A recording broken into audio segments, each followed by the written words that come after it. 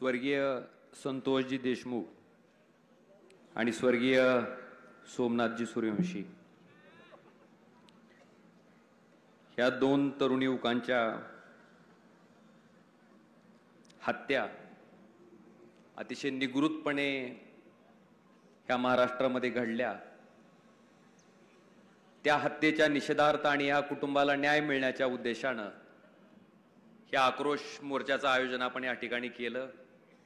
या मोर्चाला उपस्थित असलेले सर्व धाराशिव जिल्ह्यातील सर्व तरुण मित्र, वडीलधारी मंडळी, बंधूंनो, माझ्या माता भगिनी, व्यासपीठावर विराजमान असलेले सर्व मान्यवर बंधूंनो,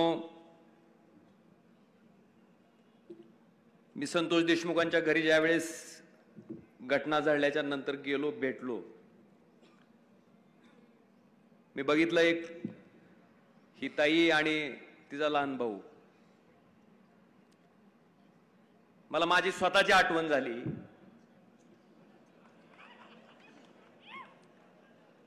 सोपं नसतंही,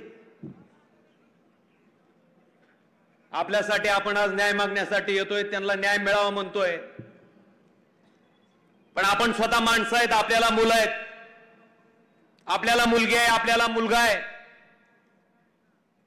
त्यांच्यासाठी आपण जगत असतो, त्यांचं भविष्य चांगलं व्हावं म्हणून आपण जगत असतो। त्या मुलीला, त्या मुलाला वडिलाचा आधार असतो। नुसतं वडील आहेत म्हटलं तरी त्याचं 100 हातीचं बळ त्या लेकराच्या अंगात असते। त्या वडिलाला वाटत असतंय की मी माझ्या मुलाचा सांभाळ करीन, मोठं करीन। ज्या क्षणाला त्यांना अक्षरशः जीवघेणी मारहाण होत होती, ज्यावेळेस त्या माणसाचा जीव जात होता, तेव्हा त्यांच्या मनाला काय वेदना झाल्या असत्या। आला नसेल का विचार, माझ्या लेकराकडे कोण बघेल म्हणून? माझ्या पाठीमागं कोण त्यांचं रक्षण करील? माझ्या पाठीमागं कोण त्यांना शिकवल? आणि मला विचारायचंय की आज आपलं लेकरू नुसतं पायरीहून जर पडलं तर आपलं काळीच चिरतंय। मला सांगा, ह्या दोन लेकरांना त्यांचे वडील आज त्यांच्या सोबत नाहीत आणि ज्या पद्धतीने त्यांची हत्या झाली हे बघितल्याच्या नंतर माणूस म्हणून जगणाऱ्या माणसाला ह्या गोष्टीचा राग येतोय का नाही? ह्या गोष्टीची चीड येते का नाही? ह्या गोष्टीचा संताप येतो का नाही? आज अशा पद्धतीच्या वृत्तीला, अशा पद्धतीच्या लोकांना मला वाटतंय तातडीनं कठोरातली कठोर शिक्षा त्या ठिकाणी होणं गरजेचं आहे। त्यांना फाशीपेक्षा दुसरे शिक्षा कुठले असूच शकत नाही। अशी माणसं त्या ठिकाणी ह्या माणसाच्या समाज व्यवस्थेत राहायला, जगायला लायक नाहीत। मला वाटतंय त्यांना तातडीनं त्या ठिकाणी फासावर लटकवण्याचं काम हे सरकारचं आहे। आज संतोष देशमुखांचं सांगायचं की त्यांचे वडील या ठिकाणी आपल्या प्रेस्टिज हॉटेलवर मॅनेजर म्हणून त्यांनी काम बघितलंय। बार्शीला एक कुटुंब राहत होतं, त्यांचा आजोळ मसाजोगचा आहे, तिन्ही जिल्ह्याशी त्यांचा संबंध आहे। त्याच्यामुळे तुमची आमची सगळ्याची अधिकची जबाबदारी आहे की जोपर्यंत याच्यातल्या दोषींना त्या ठिकाणी फाशीची शिक्षा होत नाही तोपर्यंत आम्ही सगळेजण धाराशिवकर मोठ्या ताकदीनं तुमच्या पाठीशी खंबीरपणे उभे आहेत, हे वचन आम्ही तुम्हाला आजच्या या मोर्चाच्या निमित्तानं देतो। आज सोमनाथ सूर्यवंशीचं सुद्धा आपण बघितलं असेल, रामलिंग मुदगड निलंगा तालुक्यात मूळचे रहिवासी आहे। ती पोट भरण्यासाठी हा माणूस त्या ठिकाणी परभणीला गेले, जिथं जाईल तिथं दगड फोडायचे, काम करायचं, कष्ट करायचं आणि हे कष्ट केल्याच्या नंतर शिक्षण घ्यायचं। बांधवानो, कायद्याच्या शिक्षणाचं पदव्युत्तर शिक्षण हा मुलगा त्या ठिकाणी घेत होता। साधी एनसीची केस सुद्धा या मुलावर दाखल नाही, सोमनाथ सूर्यवंशीवर। असं असताना परभणीत दंगल होते आणि त्या दंगलीमध्ये आरोपी हुडकण्यासाठी कोम्बिंग ऑपरेशन केलं जातंय आणि ह्या निरपराध मुलाला त्या ठिकाणी उचललं जातंय। ते सांगतंय माझी परीक्षा आहे, उद्या मला जाऊ द्या, मी परीक्षा झाल्यावर येतो तुमच्याकडं। बांधवानो, त्याला त्या ठिकाणी पोलीस कोठडीत नेलं जातंय आणि तिथं त्याचा मृत्यू होतोय, तिथं त्याची हत्या होती। मला वाटतं ह्या आणि ती हत्या झाल्यानंतर अजून एक साधा एफआयआर सुद्धा कुणावर दाखल होत नसेल तर नेमकं न्याय मागायचा कुणाकडं? या दोन घटना आहेत आणि या दोन्ही घटनेतले जे कोणी दोषी असतील त्यांनी जोपर्यंत गुन्हा दाखल होऊन त्यांच्यावर फाशीची शिक्षा होत नाही तोपर्यंत तुमची आमची सगळ्यांची जबाबदारी ही फार मोठी आहे। आज न्यायाच्या बाबतीत बोलत असताना अण्णा माझी विनंती आहे, माझी आपल्याला कळकळीची विनंती आहे की 3 जून 2006 ला माझ्या वडिलांची कैलासवासी पवनराजे निंबाळकर साहेबांची हत्या झाली.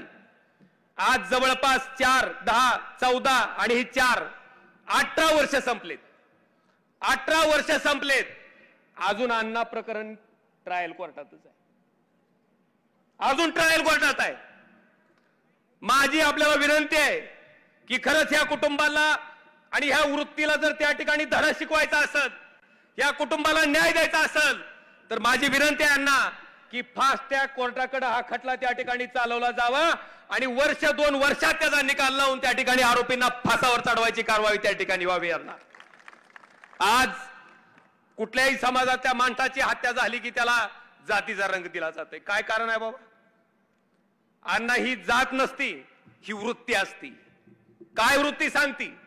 मी पदावर आलो, मी आमदार झालो, मी मंत्री झालो, माझ्या पक्षाचं सरकार तिथं आलं, 1 टर्म 2 टर्म गेल्याच्या नंतर त्या माणसाला मस्ती चढती. त्यांना वाटतंय सगळं आपल्या हातात आहे. असे 2 खून केले, 3 खून केले, आम्ही पचवू शकतो. त्या माणसाला त्या ठिकाणी कॉन्फिडन्स येते आणि मग अशा पद्धतीच्या घटना त्या ठिकाणी समोर येतात. बाज अण्णा मला सांगायचंय की हा आत्मविश्वास जो माणूस, जे शासन त्या ठिकाणी देतंय, मला वाटतं ह्या वृत्तीचा न्यायनाट करणं त्या ठिकाणी गरजेचं आहे. ही जी वृत्ती आहे ती कुठल्या का समाजात असना, ती वृत्ती त्याच ठिकाणी ठेचून ह्या माणसाच्या सामाजिक व्यवस्थेतनं त्या ठिकाणी संपवून टाकणं मला वाटतंय लोकशाहीची आणि शासनाची जबाबदारी आहे. शासन तर निश्चितपणे त्या ठिकाणी कारवाई करेल, पण एक माणूस म्हणून त्या कुटुंबाला न्याय मिळण्याच्या उद्देशानं, त्या कुटुंबाला न्याय देण्याच्या उद्देशानं निश्चितपणे आम्ही तुमच्या सोबत, तुमचा भाऊ म्हणून त्या ठिकाणी कायमस्वरूपी पाठीशी उभा राहू. हे वचन सुद्धा मी देशमुख कुटुंबीय आणि सूर्यवंशी कुटुंबीय ह्या दोघांनाही देतो. बरचसं बोलायचे बांधवानो, पण एक मात्र आहे अण्णा, सामान्य माणसं सगळं अतिशय आवर्जून सामान्य निमूटपणे बघतायत. आणि मी सगळ्यात मोठ्या गोष्टीला जर कुठल्याला मानतो तर अण्णा कर्म माणूस पोलिसापासून लपवून ठेवील, कर्म माणूस माणसापासून लपवून ठेवील, पण कर्म देवापासून ती लपून कधीच ठेवू शकत नाही. त्या कर्माची फळ परमेश्वर त्याला भोगायला लावल्याशिवाय हिथून सुट्टी देत नाहीच. ती कधीच कोणाला मिळत नाही.